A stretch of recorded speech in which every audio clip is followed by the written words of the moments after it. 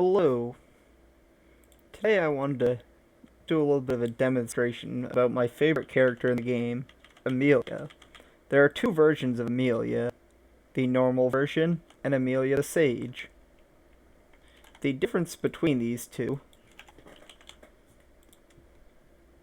Amelia has 60 intelligence and there's 80 intelligence on Amelia the Sage. Amelia the Sage also has additional stances.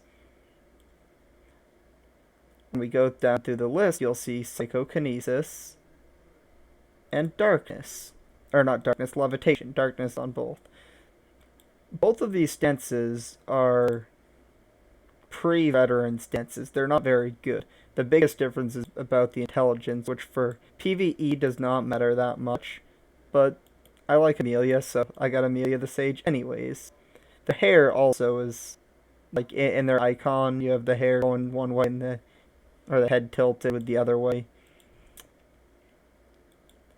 Now, Amelia is a little bit different than many other supports. She has all the traditional scout stances, the Fortuito, Tactical Assistance, Enhanced Tactics.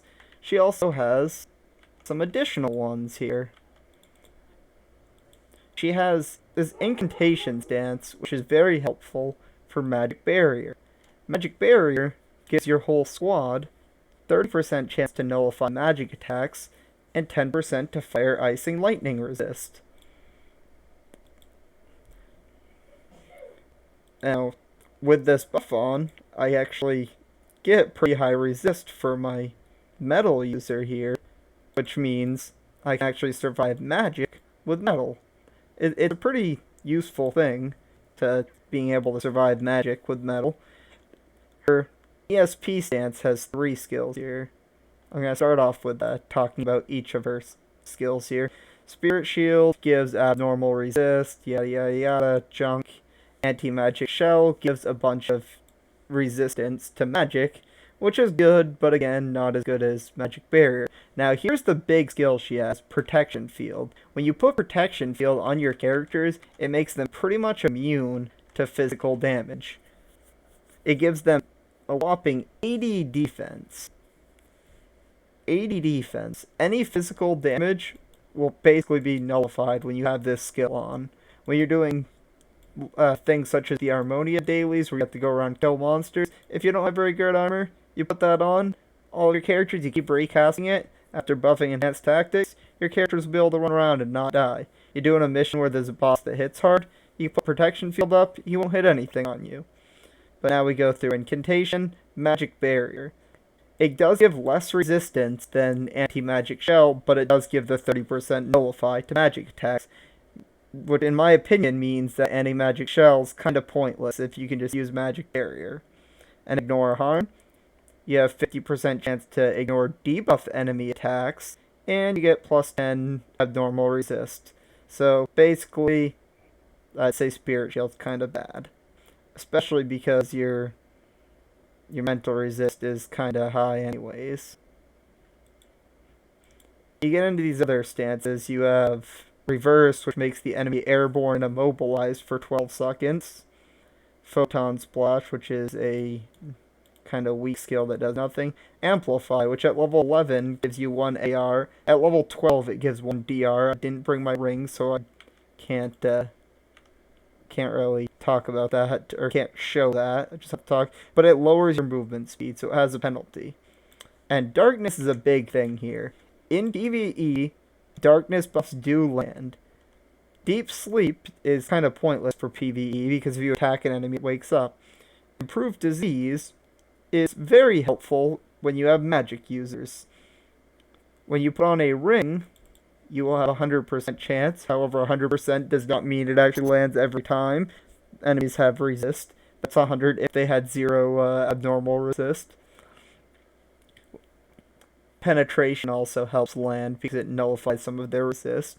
Now, this makes their block, evasion, and resist all very low, but it gives them additional defense. If you have level 12, it also gives them minus 2 DR instead of 1 DR from level 11. Oops. Where at level 10 it gives 0 DR missing. Blood Curse, which is a very useful skill. It takes away 30% of their max HP. If you're fighting a boss, you land it right away. You've already done a third of their health just from your support. I say that's pretty good. It takes away max SP, which is PvE or PvP only. Bosses don't have SP. It takes away 50 defense and lowers their movement speed by 30. Gloomy Present is another skill here which isn't used as often. It gives an 80% at level 9 chance to give them a debuff, which makes it hard to see. They only see a little bit of their screen, which doesn't matter in PvE, but it does lower movement speed, which does matter in PvE. The final skill here, Whole Cancel. Whole Cancellation is a very useful skill because it stops bosses from using skills. It also takes off any buffs they have. There are some buffs that bosses have that will not be removed by Whole Cancel. Other bosses will immediately rebuff them. But as a general rule, Whole Cancel works on almost all bosses, stopping them from skilling and taking off most buffs. Her first stance here, Psychokinesis, just has some useless skills. I mean, some are okay. Strike Back is actually pretty good for PvP if you're doing like real things, because while it doesn't do much damage, you can use it and it knocks down characters. You could also try to land Web, and Web actually makes people not move. Like if your other skills are on cooldown, you can use some of these other skills to knock characters down. They do have a little bit of a cast time, but typically people aren't going to be expecting your Amelia to stop flying. So you can go up there and be hitting them with your other two characters. Then your Amelia, who is flying around, she stops flying, goes around, does a little strike back. Your other character who is fighting somebody else over here then gets to run back and get a chance to regroup with their other skills. You can do a little bit of fancy tricks there. That's pretty much the only skill I use from any of these stances, other than Magic Barrier and Protection Field. There are some other situations. Now I want to talk about these other two skills. Invulnerable. When you cast Invulnerable on a character, the character you just casted this on can't die. They can't take damage for 12 seconds. There are some skills which actually go through Invulnerable though, so you're not 100% immune to all damage. But 99.9% of attacks do not go through Invulnerable. So if you put Invulnerable on your character, you're basically invincible. This other skill, Howling of Heaven, lands Panic. It barely ever lands on anything useful, so the skill's kind of bad. It's okay in PvP, but in PvE, worthless. The difference for the intelligence stat on Amelia and Amelia the Sage in PvE will affect your healing stat. You heal more when your intelligence is higher. I have incantation rings on this Amelia because sometimes I'll use her for invulnerable tanking, and I'm going to show you something.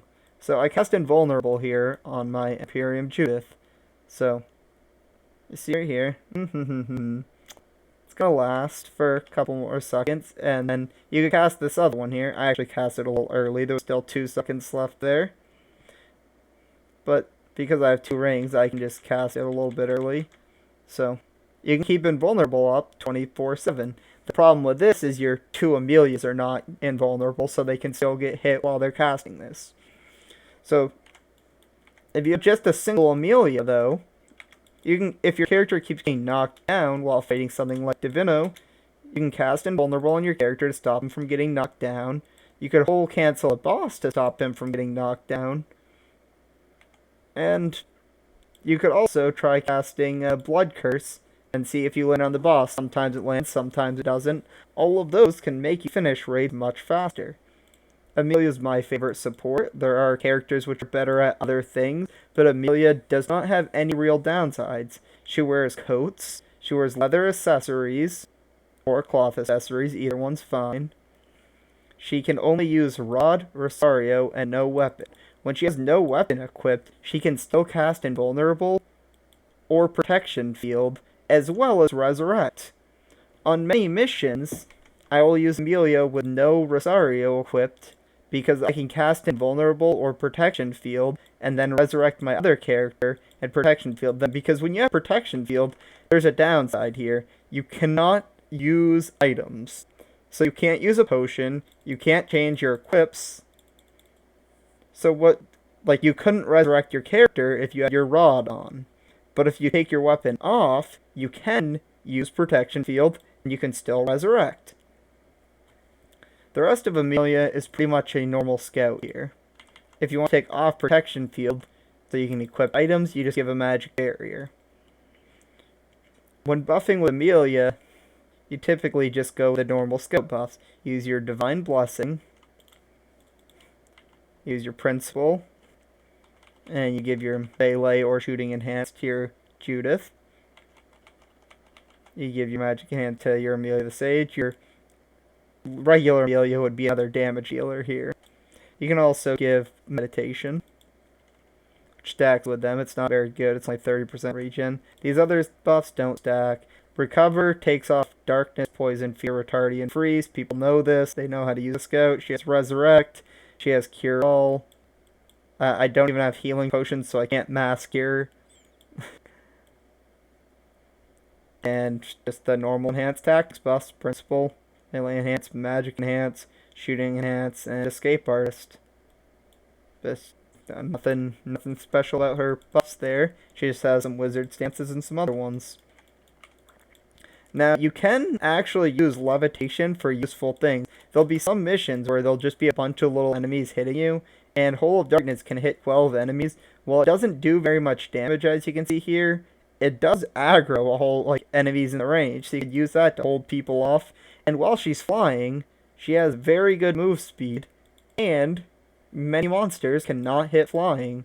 So you can have a little bit of some tricks there with trying to tank enemies with flying while your other characters hit them. You will lose aggro if you're using skills such as Judas while you're just autoing with Amelia. But if you're casting your other skills like Photon Splash, you can hold aggro for a little bit there. Photon Splash is probably the strongest skill, I think, right? 20k, and what, Strike Back? I guess Strike Back's a little stronger. So yeah, Strike Back's her strongest skill.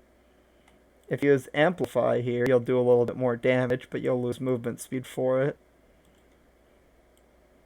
Oops, that was the wrong stance. 24,999.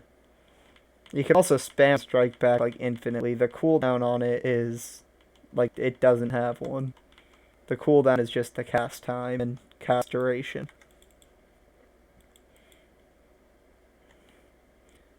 Amelia has, I put my HP stat up for her when I level her up. That way she'll be tankier so she stays alive.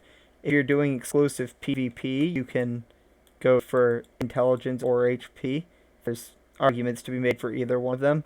I'm a cheapo, so I use this Iron Shield artifact to reduce melee damage.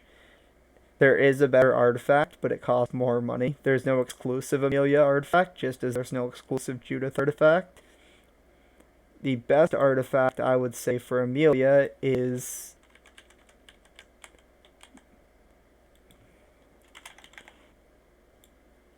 this one, Elite Celine's Heart, all damage negative 10%, which I would also argue is the best for all scouts, with the exception if your scout might have a personal buff that's or a personal artifact, not sure, but for general purpose, that artifact's better than the one I chose.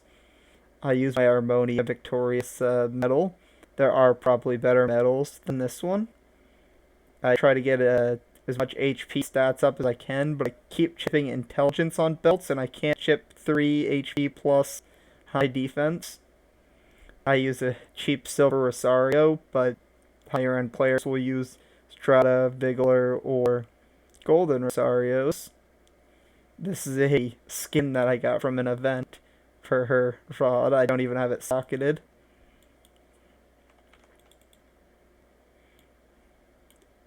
Here it is. I have a Christmas costume on her. This is her default outfit for Amelia the Sage. This is the default for normal Amelia. This costume works for regular Amelia and Amelia the Sage. And I guess that's pretty much it.